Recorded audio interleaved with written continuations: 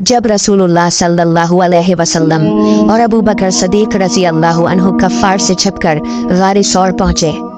हज़रत अबू बकर रज़ी अल्लाह अन्हु पहले खुद गार में दाखिल हुए और अच्छी तरह गार की सफाई की और अपने कपड़े फाड़ फाड़ कर गार के तमाम सुराखों को बंद किया। फिर हुजूर अकरम अलैहिस्सलाम गार के अंदर तशरीफ ले गए और हज़रत अबू बकर सदीक रदियल्लाहु ताला अन्हु की गोद में अपना सिर मुबारक रख कर सो गए। हज़रत अबू बकर रदियल्लाहु ताला अन्हु ने एक सुराख को अपनी एड़ी से बंद किया। सुराख के अंदर से एक सांप ने बार बार यार गारे के पाँव में काटा, मगर हज़रत सदीक जान अथार ने इस ख्याल से पाँव नहीं हटाया कि रहमत आलम के ख्वाब राहत में खलल न पड़ जाए, मगर दर्द की शिद्दत से यार गार के आंसुओं की धार के चंद कतरात सरवर कायनात के रखसार पर निसार हो गए, जिससे रहमती आलम बीदार हो गए और अपने यारे गार को रोता देखकर बेकरार हो गए। पूछा, अबू बकर क्या हुआ? अर्ज किया कि या रसूल अल्लाह, मुझे सांप ने काट लिया है। ये सुनकर हुजूर अलैहिस्सलाम ने जख्म पर अपना लुआब दहन लगा दिया, जिससे फौरन ही सारा दर्द जाता रहा। हुजूर अक़दस सल्लल्लाहु अलैहि वसल्लम 3 रात इस गार में रौनक अफरूज रहे।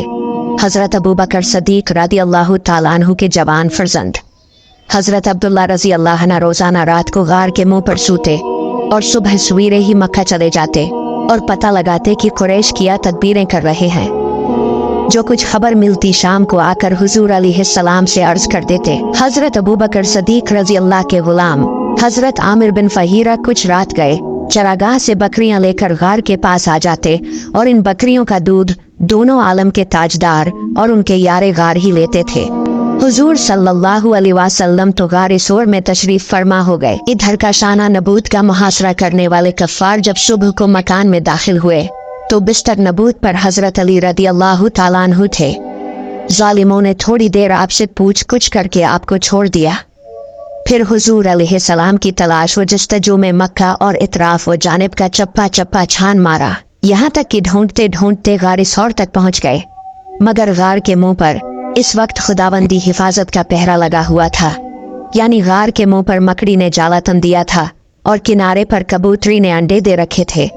ये मंजर देखकर कफ़ार कुरैश आपस में कहने लगे कि अगर इस गार में कोई इंसान मौजूद होता तो न मकड़ी जाला तनती न कबूतरी यहाँ अंडे देती। कुफार की आहट पाकर हज़रत अबू बकर सदीक रज़ी अल्लाह कुछ घबराए और अर्ज किया कि या रसूलुल्लाह, अब हमारे दुश्मन इस कदर करीब आ गए हैं कि अगर वो अपने कदमों पर नजर डालेंगे तो हमको देख लेंगे। हुजूर अलैहिस्सलाम ने फरमाया कि मत घबराओ, खुदा हमारे साथ है। इसके बाद हज़रत अबू बकर सदीक रदियल्लाहु ताला अन्हु के कल्ब पर सुकून व इत्मीनान का ऐसा सकीना उतार दिया कि बिल्कुल ही बेखौफ हो गए। बहरहाल चौथे दिन हुजूर सल्लल्लाहु अलैहि वसल्लम दोशंबा के दिन गार सौर से बाहर तशरीफ लाए। अब्दुल्लाह बिन रक़त, जिसको राहनुमाई के लिए किराए पर हुजूर अलैहिस्सलाम ने नौकर रख लिया था, वो करारदाद के मुताबिक 2 ऊँटनियाँ लेकर गार सौर पर हाजिर था। हुजूर सल्लल्लाहु अलैहि वसल्लम अपनी ऊँटनी पर सवार हुए और एक ऊँटनी पर हज़रत अबू बकर रदियल्लाहु ताला अन्हु और हज़रत और अब्दुल्ला बिन रक़त आगे आगे पैदल चलने लगा और आम रास्ते से हटकर साहिल समंदर के गैर मारूफ रास्तों से सफर शुरू कर दिया। इधर अहले मक्का ने इश्तिहार दे दिया था कि जो शख्स मोहम्मद सल्लल्लाहु अलैहि वसल्लम को गिरफ्तार करके लाएगा इसको 100 ऊँट इनाम मिलेगा। इस गरा कदर इनाम के लालच में बहुत से लालची लोगों ने हुजूर अलैहिस्सलाम की तलाश शुरू कर दी और कुछ लोग तो मंजिलों दौर तक तो आकब में गए। दोस्तों, इसके बाद हम आपको इससे आगे तीसरे एपिसोड में बताएंगे।